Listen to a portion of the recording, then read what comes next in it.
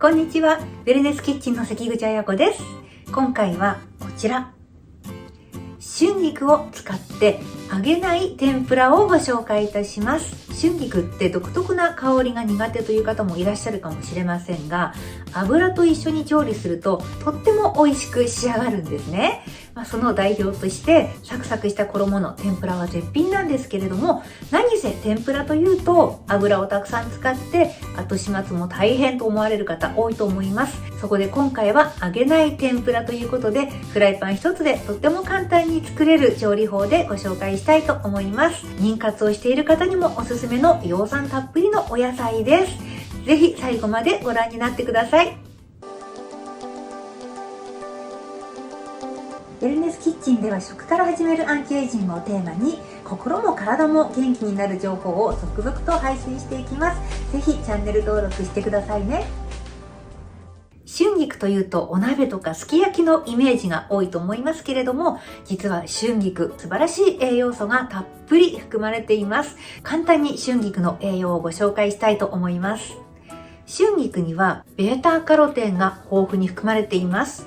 ベータカロテンというのは抗酸化物質でもあり、体内で必要に応じてビタミン A に変換されます。免疫力を高めてがん予防に役立ったり、目の健康にも有効な栄養素です。そしてカルシウムやマグネシウムを含みます。これらは骨の形成に役立ったり、またマグネシウムは足がつりやすい方に不足しているミネラルでもありますので、春菊で補ってみてください。血液循環も良くしてくれます。そして葉酸。妊婦さんやお子様には特に必要な栄養素なんですけれども、葉酸は成長のビタミンと言われていて、DNA、RNA の合成促進をすることから、妊婦さんやお子様にしっかりとっていただきたい栄養素です。それから赤血球の生産を助ける働きもあります。そして春菊の独特の香り成分であるピネン、ピリルアルデヒドを含みます。これら香り成分は食中毒予防や胃腸の働きを助けます。春菊の揚げない天ぷら、レシピはこちらになります。まず春菊ですね。そして衣なんですけれども、今回はなるべくベタっとした衣にならないようにサクサクにする衣をご紹介したいんですね。で、天ぷら粉を使っていただいても構わないんですが、普通の薄力粉を使う場合、こちらです。お酢を入れるのがポイントなんですね。お酢を入れることで粘りが出にくくなるという効果があります。もう一つ、お水を冷やすための氷になります。たったこれだけでいつもの天ぷらがもっともっと簡単に、そして美味しくなりますので、早速作ってみたいと思います。はい、綺麗に洗った春菊になります。春菊ですね、食べやすい大きさに切っていきます。はい、4等分ぐらいの長さにカットいたしました。はい、春菊をボウルに入れます。そして今回は衣を別に作るのではなくて、この中で衣の材料を合わせて、あとはフライパンで焼いていくだけという本当に簡単な方法です。そして先ほどお話ししましたお酢ですね。これが衣をサクサクにするポイントの1つ目。そして氷で冷やすというのが2つ目になります。で、お酢を入れる量なんですけれども、まず春菊に薄力粉をまぶしておきます。これはもうお野菜の量に合わせて適当で大丈夫です。衣はね、なるべく薄くしたいので、大きなスプーン2杯分ぐらい薄力粉を入れました。粉を全体にまぶすようにしながら春菊を混ぜていきます。で、この時にね、少し粉が足りないかなと思ったら粉を足してください。お粉でお化粧をしているような感覚ですね。この方法でやるとね、すごくね、衣が薄く仕上がるので、軽い仕上がりになるのはもちろん、油を吸い込む量も減らすことができます。春菊は油と一緒に摂るとね、栄養の吸収が良くなる栄養素含まれていますので、むしろ油と一緒にね、摂ってあげた方がいいと思います。春菊の周りにお粉がつきました。そしてお水を加えていくんですけれども、お水の量はね、適量でいいです。春菊がペタペタペタっとしてくっつくぐらいの量にしたいので、お水入れすぎないようにしたいんですけれども、100cc ぐらいね、お水入ってます。それに対してこの大きなスプーン、お粉入れたスプーンですね。これに1杯分ぐらいお酢を入れてください。で、そこに氷を入れてお水を冷やします。お酢の入ったお水をこう冷やしてあげてください。あとはこの春菊が全体にくっつく程度、ちょっと目分量なんですけれどもね、お水をさーっと入れて、で混ぜていきます。もうしっかり混ぜる必要ありませんので、ちょっと春菊がねくっつきやすくなってきたかなっていうぐらいの水加減で大丈夫です。もう今ちょっとお粉がもう見えなくなってくるぐらいね、薄い感じの衣ですね。はい、こんな感じですね。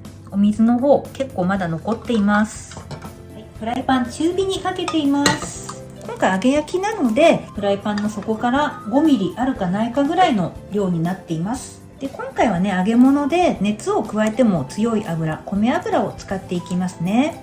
油の温度を確認していきます。お箸を入れた時に小さな泡がプクプクプクっと出ますよね。ちょっと一つね入れてみますね。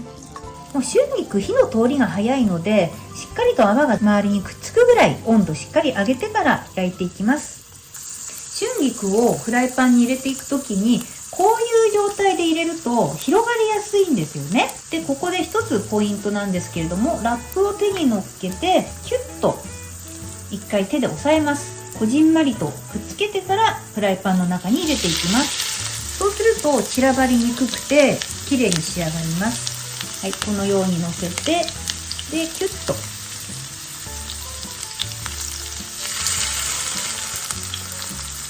ちょっと整列させるような感じですね。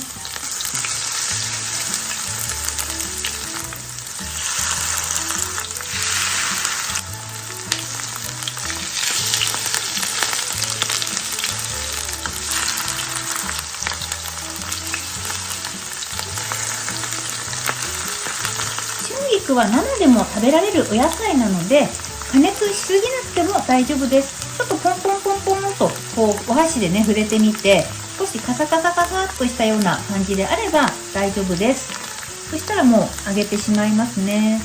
今回はね本当に衣がごくごく薄いので、いわゆる天ぷらという感じではないんですけれども、春菊がねまとまってくっついてくれるぐらいの薄い衣で仕上げています。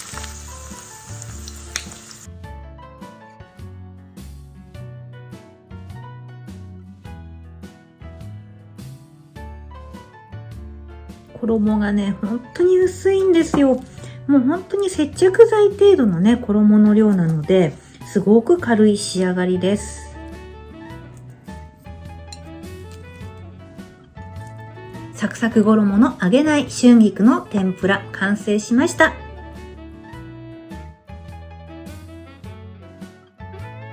限りなく薄い衣のサクサク揚げない春菊の天ぷらです。お味見をしてみたいと思います。